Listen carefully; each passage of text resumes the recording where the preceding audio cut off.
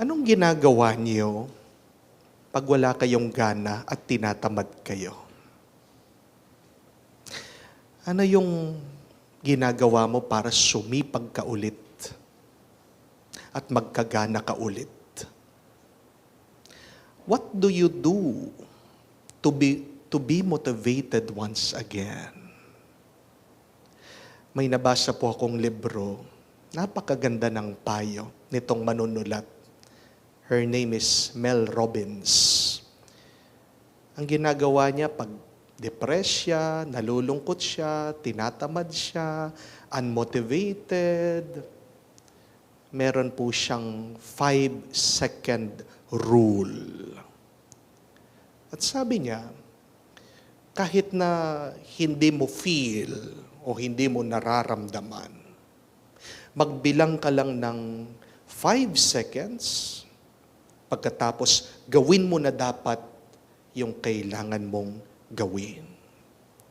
Dahil habang pinapatagal mo yung dapat mong gawin, yung mabuti mo dapat magagawa, hindi mo na magagawa yan. Oo nga po, no? Sinubukan ko po kaninang umaga.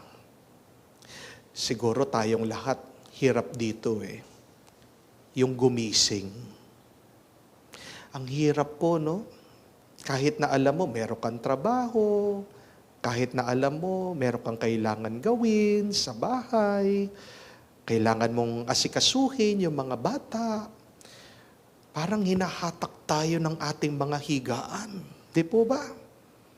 Pero sabi ni Mel Robbins, count 1 to 5. At pagkatapos doon sa 5, tumayo ka. Ginawa ko po.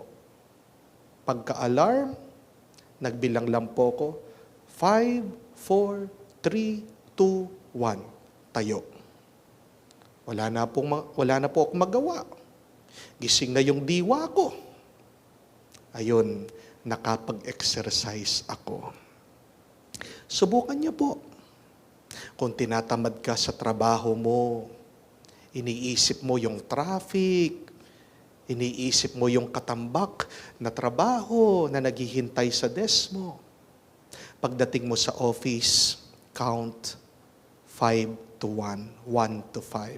5, 4, 3, 2, 1, trabaho. No excuses. Huwag ka na mag-isip, gawin mo na lang. Ganon din po, no? Maganda din gawin yan. Pag tayo ay tinatamad din na magdasal o magsimba, huwag mo nang isipin. Magbilang ka lang ng 1 to 5.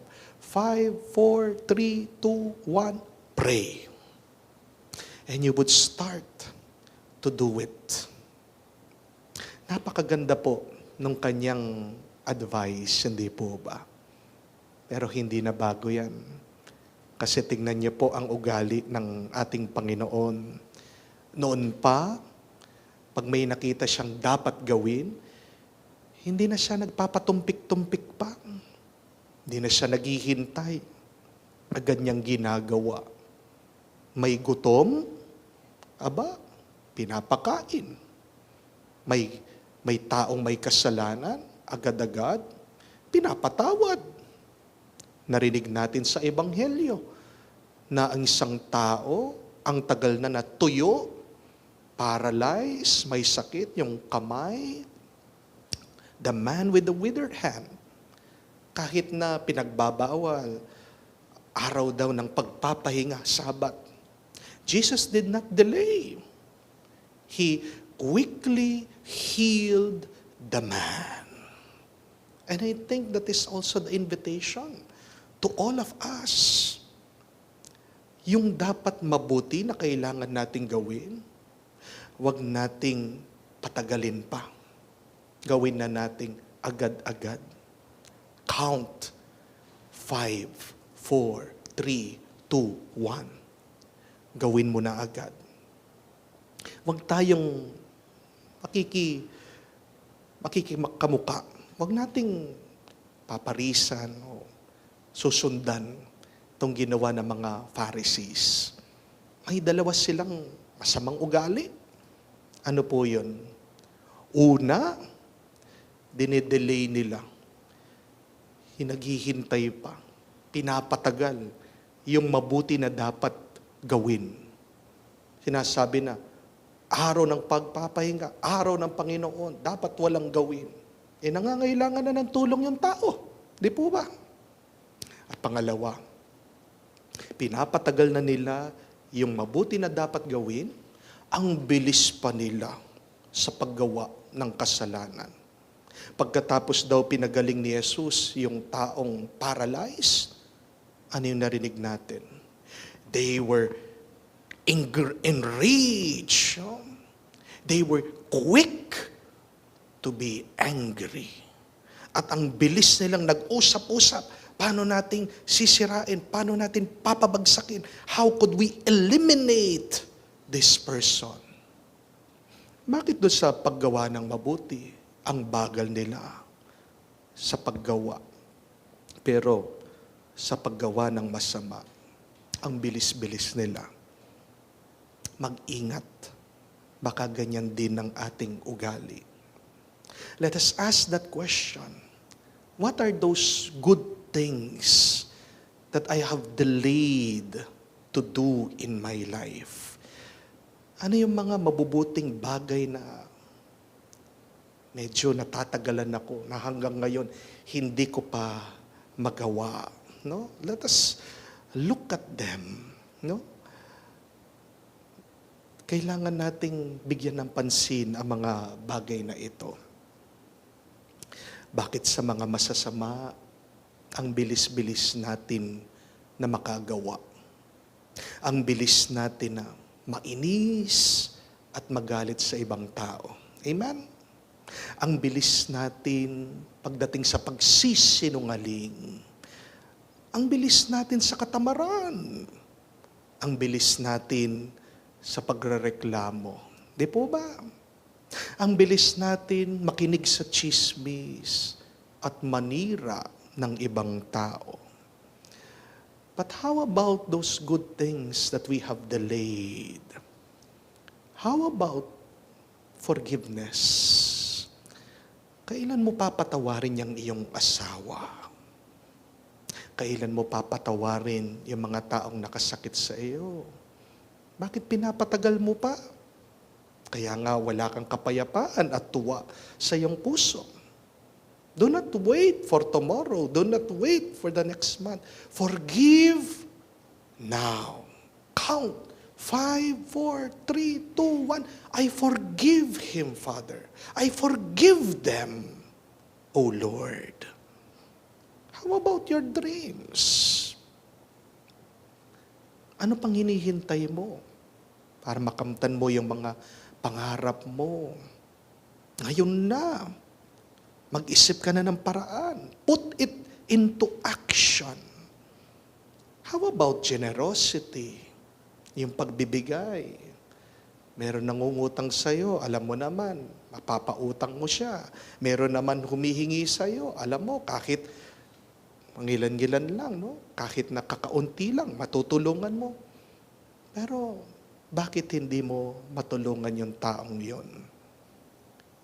Kasi meron kang iniisip, di ba? Huwag mo nang hintayin agad-agad. Tulungan mo kung makakatulong ka naman. How about gratitude? Thanksgiving. Dapat yan agad-agad, hindi na natin pinag-iisipan.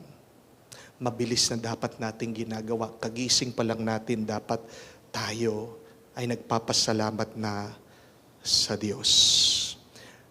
Alam niyo po, ang problema na napakarami sa atin, hinihintay na maramdaman sa ating kalooban na, ready na ako. But the question is, when will that time come? Na feel mo, ready ka na, handa ka na. I tell you, that time will never come. Kahit na hindi mo dama, gawin mo yung mabuti. Bakit? Dahil pag gumagawa ka ng mabuti, doon mo mararamdaman ang kabutihan sa puso mo. Remember that. As you do good, you feel good. And the better that you do, the greater you will feel and experience in your life. Let us follow the example of Jesus. He is a God who does not delay His grace and His goodness to us. Siya isang Diyos na agad-agad nagbibigay kahit na tayo'y makasalanan, may pagkukulang sa Kanya. Agad-agad binibigay niya ang Kanyang pagmamahal. Agad-agad tayo'y pinagpapala niya. Sa mga maraming beses na nakatanggap tayo ng grasya, agad-agad sa Diyos, ito po ang tanong, bakit pinagkakait din natin ang grasya at kabutihan na ito sa iba?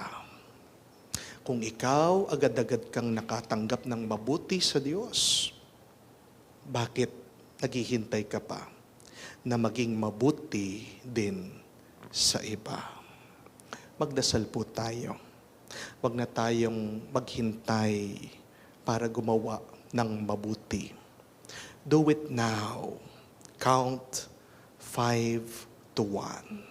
5, 4, 3, 2, 1. Be good, be loving to others, live a holy way of life now. Amen.